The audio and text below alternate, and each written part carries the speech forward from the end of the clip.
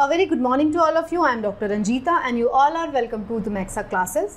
आज के इस लेक्चर में हम लोग साइंस एमसीक्यूज़ को डिस्कस करेंगे। तो आज का ये सेट काफ़ी यूनिक है क्योंकि इस सेट में हम लोग डिस्कस करेंगे वो साइंस के एमसीक्यूज़ जो बिहार पीसीएस 2022 एग्जाम में पूछे गए हैं। So let's start.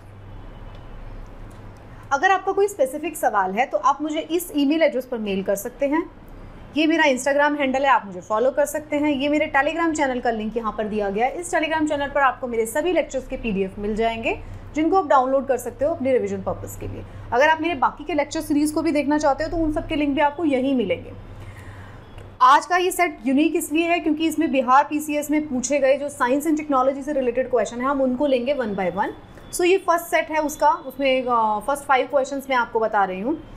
In questions को सॉल्व करके आपको 2-3 चीज़ें समझ में आएंगी। एक तो आपको ये समझ में आएगा कि किस तरीके से बिहार पीसीएस ने वो सारे सवाल पूछे हैं जिसमें से मैक्सिमम सवालों को हम लोग ऑलरेडी डिस्कस कर चुके हैं।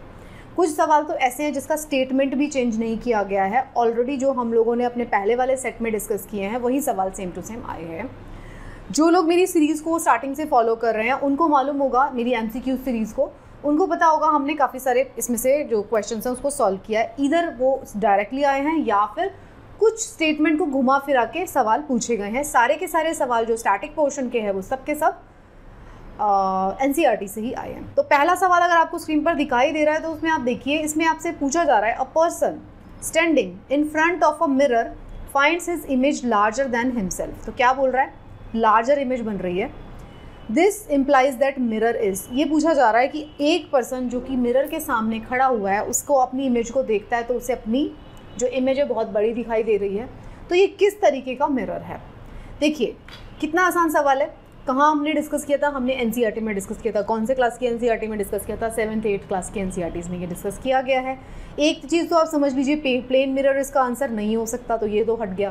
दोनों में से कोई एक आंसर होगा, कॉनकेव मिरर हो सकता है या कॉन्वेक्स मिरर हो सकता है। सिलेंड्रिकल मिरर तो नहीं होगा। जब हम मिरर्स के बारे में पढ़ रहे थे तो मैंने आपको बताया था तीनों ही मिरर्स के बारे में, concave, convex and plane mirror. तो प्लेन मिरर तो बहुत सिंपल होता है। प्लेन मिरर के आप सामने खड़े रहते हैं, रोज़ खड़े होते हैं, तो आपकी इमेज कैसी होती है? इमेज होती है आपकी वर्चुअल।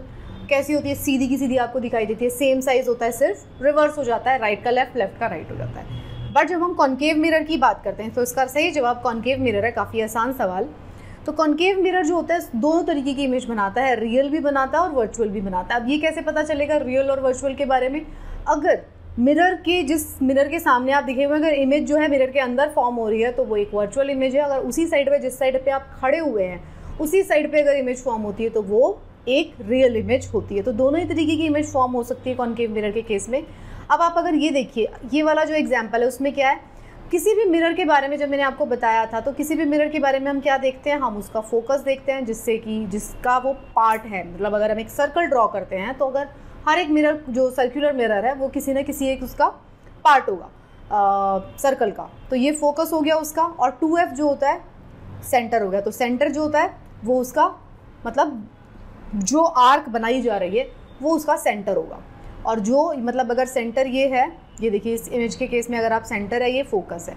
अगर कोई भी ऑब्जेक्ट सेंटर और फोकस के बीच में खड़ा हुआ है तो क्या हो रहा है? तो इमेज जो है आपकी कहाँ बनेगी? बियॉन्ड सेंटर बनेगी और ये इन्वर्ट हो जाएगी। देखिए बहुत ही सिंपल है। मिरर्स एकदम सिंपल होते हैं। आपको सीधे सीधे एक लाइन ड्रॉ करनी है और उससे बना के देख लेना है। सिमिलरली अगर इन्फिनिटी के ऊपर इमेज है तो क्या हो रहा है? अब देखिए क्योंकि ये उसी साइड पे बन रही है। फर्स्ट केस देखो, अगर आप फर्स्ट केस अगर आप नोटिस करते हो तो इमेज कहाँ पे बन रही है? उसी साइड पे बन रही है जिस साइड पे ऑब्जेक्ट खड़ा हुआ है। कॉनकेव मिरर है ये वाली साइड पॉलिश है और ये वाली साइड शाइनी है। तो उस साइड पे इमेज बन गई जिस साइड पे ऑब्जेक्ट है। तो ये कैसी इमेज है? ये एक रियल इमेज है, राइट। इस केस में क्या हो रहा है? इन्फिनिटी से आ रही है कोई इमेज है, कोई ऑब्जेक्ट है वो इन्फिनिटी पे है और उसकी इमेज कहाँ बनेगी? फोकस पे। सिमिलरली अगर फोकस पे होगा कोई ऑब्जेक्ट तो कहाँ इमेज बनेगी? इन्फिनिटी पे। तो इस तरीके से आप देख सकते हैं लार्जर जो इमेजेस होती हैं वो किसके केस में बनती है? लार्जर इमेजेस बनती है कॉनकेव मिरर के केस में। So quite an easy question, NCERT का सवाल। अगला सवाल देखिए कितना अच्छा सवाल है। इस सवाल को हम कितनी बार डिस्कस कर चुके हैं अपने टेस्ट जो एमसीक्यू सीरीज है उसमें मैंने बहुत बार आपसे ये सवाल डिस्कस किया है। आपसे पूछा जा रहा है ट्विंकलिंग ऑफ स्टार, स्टार्ट नहीं है ये स्टार है, in clear sky during night time can be explained with twinkling of star, जो तारे टिमटिमाते रहते हैं, उसका कारण क्या है? जब हम एनसीईआरटी पढ़ रहे थे मैंने तब भी आपको अच्छे से समझाया था, जब हम एमसीक्यू सीरीज़ कर रहे हैं तब भी मैं आपको बहुत अच्छे से पढ़ा रही हूँ। ये सवाल एज इट इज़ आया, एज इट इज़ हमने इसको डिस्कस किया। सिर्फ और सिर्फ हमने अपने ऑप्शंस में ई नहीं लिया था, मोर देन अबव नहीं लिया था, less than, none of the above and more than above, बाकी हमने ये चारों लिए थे। तो रिफ्रैक्शन ऑफ लाइट है, रिफ्लेक्शन ऑफ लाइट है, पोलराइजेशन ऑफ लाइट है, या इंटरफेरेंस ऑफ लाइट है, बताएं। इस सवाल को सॉल्व करने के लिए बहुत सारे लोगों ने सिर्फ रट के भी रखा होगा तो उन्होंने झट से बता दिया होगा, बट अगर आप देखते हैं रिफ्लेक्शन, रिफ्रैक्शन, पोलराइजेशन, इंटरफेरेंस, इन सब के बीच में आपको डिफरेंस भी पता होना चाहिए कि क्या डिफरेंस होता है सबके केस में। जब मैंने आपको अपनी एनसीईआरटी सीरीज़ को जब मैं एक्सप्लेन कर रही थी तब मैंने हर एक चीज़ को बहुत ज़्यादा डिटेल में बताया है। तो इसका सही जवाब है रिफ्रैक्शन। रिफ्रैक्शन अब क्या होता है? रिफ्रैक्शन होता है, देखिए जब हम रिफ्रैक्शन के बारे में पढ़ रहे थे तो हमने क्या देखा था, अगर हम एक मीडियम से दूसरे मीडियम की तरफ जाते हैं, मान लीजिए ये एयर है और ये वाटर है, ठीक है, तो एक मीडियम जो है, अगर आप एक प्लेन ड्रॉ करते हो, परपेंडिकुलर ड्रॉ करते हो, तो अगर मीडियम डेंसर है तो टूवर्ड्स द नॉर्मल बैंड हो जाएगी लाइट रेज। अगर मीडियम लाइटर है तो अवे फ्रॉम नॉर्मल बैंड हो जाती है लाइट रे। ये हमने देखा था, इसे कहते हैं रिफ्रैक्शन। तो मतलब जो लाइट होती है, लाइट की जो रे है, वो क्या करेगी, जैसे जैसे मीडियम चेंज होगा वो अपना पाथ भी चेंज करेगी। तो रेयरर से डेंसर में जाएगी और डेंसर से रेयरर में जाएगी, तो वो टूवर्ड्स द नॉर्मल या अवे फ्रॉम नॉर्मल बेंड हो जाती है। इसी की वजह से क्या होता है, जब हम स्टार्स, क्या है, स्टार्स की अपनी खुद की लाइट होती है, आप बहुत अच्छे से जानते हैं। स्टार्स और प्लैनेट में क्या डिफरेंस था? यही डिफरेंस था कि स्टार्स की खुद की लाइट होती है और प्लैनेट्स की खुद की लाइट नहीं होती है। तो स्टार्स के केस में क्या है, उनकी खुद की लाइट है जिसको हम देख रहे हैं। अब जो वो लाइट ट्रेवल कर रही है वो स्पेस में से आ रही है, तो कभी क्या होगा, कभी बहुत ज़्यादा मीडियम चेंज होगा ना, स्पेस में सब कुछ एक जैसा नहीं होगा, कहीं पे वैक्यूम होगा, किसी के प्लैनेट जैसे ही हमारे अर्थ के एटमॉस्फेयर में आएगी, एटमॉस्फेयर के अंदर हमारे अलग अलग वो होंगे। सबसे बाहर जो है हमारे गैसेस जो कॉम्पोजिशन है वो कम है, तो वहाँ पे एक थिन मीडियम होगा, बहुत सघन मीडियम नहीं होगा, थिन होगा। और जैसे जैसे हम अर्थ के पास पास आते जाएंगे, मीडियम जो होगा, एनवायरनमेंट जो होगा, वो डेंसर एंड डेंसर होता जाएगा। इसीलिए आपको तारे टिमटिमाते हुए दिखाई देते हैं। आई होप आप सबको इसमें सॉल्व करने में बिल्कुल भी दिक्कत आई नहीं होगी। You can read the explanation also. Third जो क्वेश्चन था वो पूछा गया था, अगेन सारे बिहार पीसीएस के क्वेश्चन है, मैंने आपको स्टार्टिंग में ही बता दिया। The piece of ice is floating in a beaker containing water up to its brim when the whole of ice melt. देखिए एक ग्लास है जो पानी से भरा हुआ है, ठीक है, एक पानी का ग्लास है जो कि यहाँ तक भरा हुआ है, एकदम यहाँ तक भरा हुआ है, और उसी के अंदर एक आपको आइस क्यूब भी नज़र आ रहा है। आइस क्यूब भी है और वो उसको आइस क्यूब को मिला के वो बिल्कुल ब्रिम तक भरा हुआ है। ये क्वेश्चन में है। तो अब पूछा जा रहा है कि जब ये आइस क्यूब मेल्ट होगा तो क्या होगा? क्या वाटर बाहर गिर जाएगा, मतलब वाटर का लेवल बढ़ रहा है इसका मतलब, क्या वाटर का लेवल जो है कम डाउन आ जाएगा, या वाटर का लेवल सेम रहेगा, कोई चेंज नहीं होगा, या पहले फॉल करेगा फिर जो है स्पिल आउट हो जाएगा? तो बताएं। इस सवाल को हमने बहुत अच्छे से डिस्कस किया था जब हम डेंसिटी, वॉल्यूम, ये वाले कॉन्सेप्ट्स पढ़ रहे थे। बहुत ही छोटी क्लास का कॉन्सेप्ट है ये, आई गेस 7 क्लास का, क्लास 7 में हमने डिस्कस किया होगा मोस्ट प्रॉबेबली, या 8 में ज़्यादा। तो बताएं इसमें क्या होगा। देखिए इसका सही जवाब समझने से पहले आपको एक कॉन्सेप्ट समझना पड़ेगा। कॉन्सेप्ट क्या कहता है? कॉन्सेप्ट है वॉल्यूम एंड डेंसिटी के बारे में। वॉल्यूम क्या होता है? वॉल्यूम जो स्पेस है। अगर हम वाटर की प्रॉपर्टीज़ के बारे में बात करते हैं तो वाटर एक ऐसा सब्सटेंस है जो बहुत ही स्पेशल है। क्यों स्पेशल है? 4 डिग्री सेल्सियस के ऊपर क्या होता है, हमने एनसीईआरटी में पढ़ा है, 4 डिग्री सेल्सियस के ऊपर क्या होगा, डेंसिटी जो होती है वाटर की मैक्सिमम होती है। ये हमने पढ़ा था, वाटर की डेंसिटी मैक्सिमम होती है। अब देखिए एक कोई सब्सटेंस है जिसकी डेंसिटी चेंज हो रही है बार बार, है ना, उस तरीके के सब्सटेंस की बात हो रही है। तो 4 डिग्री सेल्सियस पे वाटर की डेंसिटी मैक्सिमम है।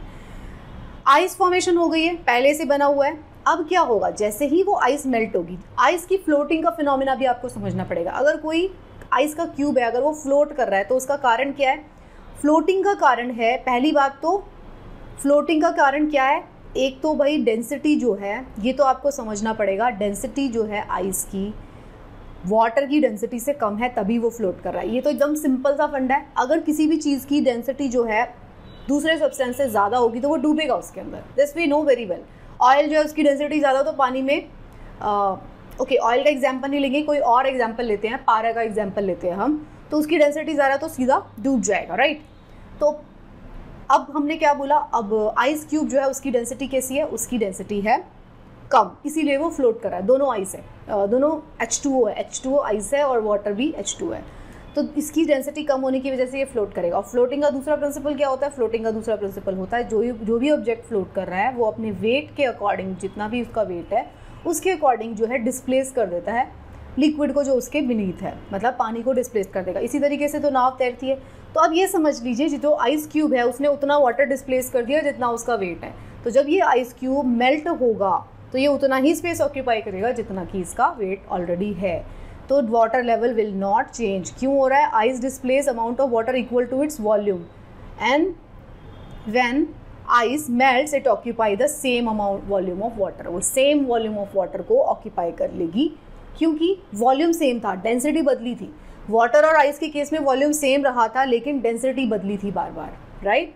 तो डेंसिटी चेंज हुई है, वॉल्यूम चेंज नहीं हुआ। तो वॉल्यूम उतना ही रहेगा जितना उसका वेट था, उसने उतना ही वाटर डिस्प्लेस करके रखा था, तो इसलिए लेवल चेंज नहीं होगा। Very easy question, interesting question. इसको हमने अपनी MCQ सीरीज में पहले भी डिस्कस किया है, राइट?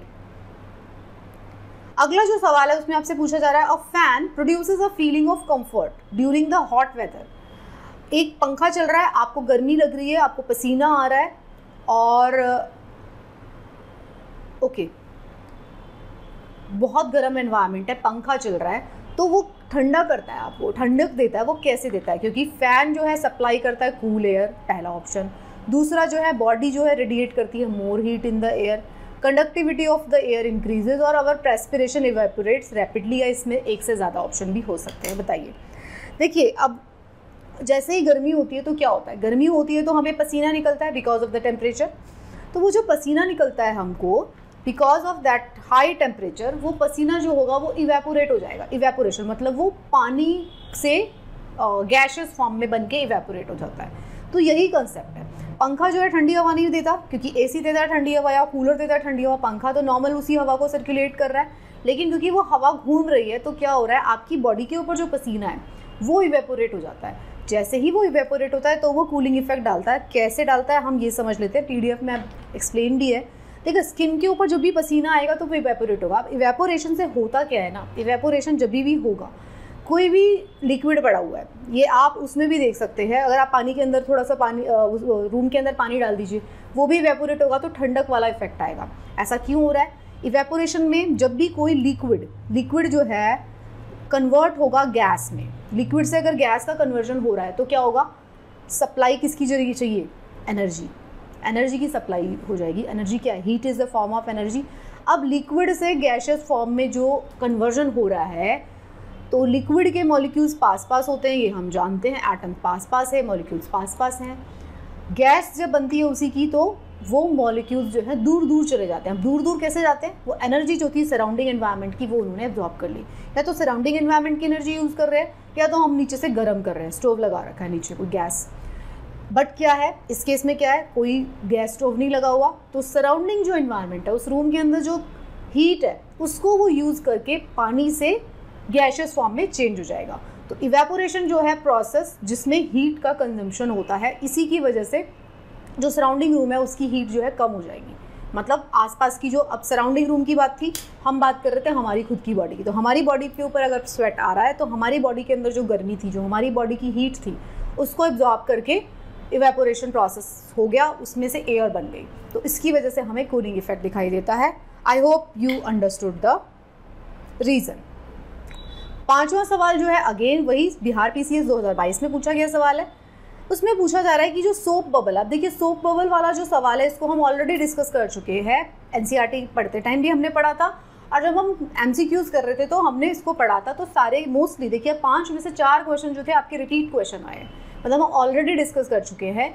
तो यही फ़ायदा होता है आपको MCQs को सॉल्व करने का। जब आप MCQ सॉल्व करते हैं तो आपका जो ब्रेन है वो, उसको स्टिमुलेशन मिलता है, आपको समझ में आता है कि क्या क्या ऑप्शंस हो सकते हैं। तो ये सवाल जो था ये भी हम डिस्कस कर चुके हैं। सोप में क्या होता है? Soap film on the water is seen in day time. When a soap film on the water is seen in day time it shows beautiful colours. जो सोप का, जो साबुन का जो बुलबुला होता है जब बनता है तो आपको उसमें रंग बिरंगे कलर्स दिखाई देते हैं। वो किस वजह से हो रहे हैं?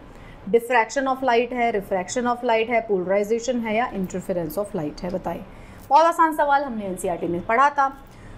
तो क्या हो रहा है, इंटरफेरेंस वो फिनोमिना है। इस सारे फिनोमिनस के बारे में हमने बात किया था। तो हो क्या रहा है, देखिए इंसिडेंट लाइट आ रही है और रिफ्रैक्टेड लाइट आ रही है। तो जो थिन जो बबल है वो अलग अलग कंस्ट्रक्टिव इंटरफेरेंस की वजह से क्या होगा, वो दो तरीके का इंटरफेरेंस इसमें दिखाया गया है, constructive interference and destructive interference. तो दो तरीके का इंटरफेरेंस होता है। तो ये जो इंटरफेरेंस फिनोमिना है विच यही जो होता है अल्टीमेटली सोप बबल के केस में डिफरेंट कलर्स प्रोड्यूस करता है, राइट।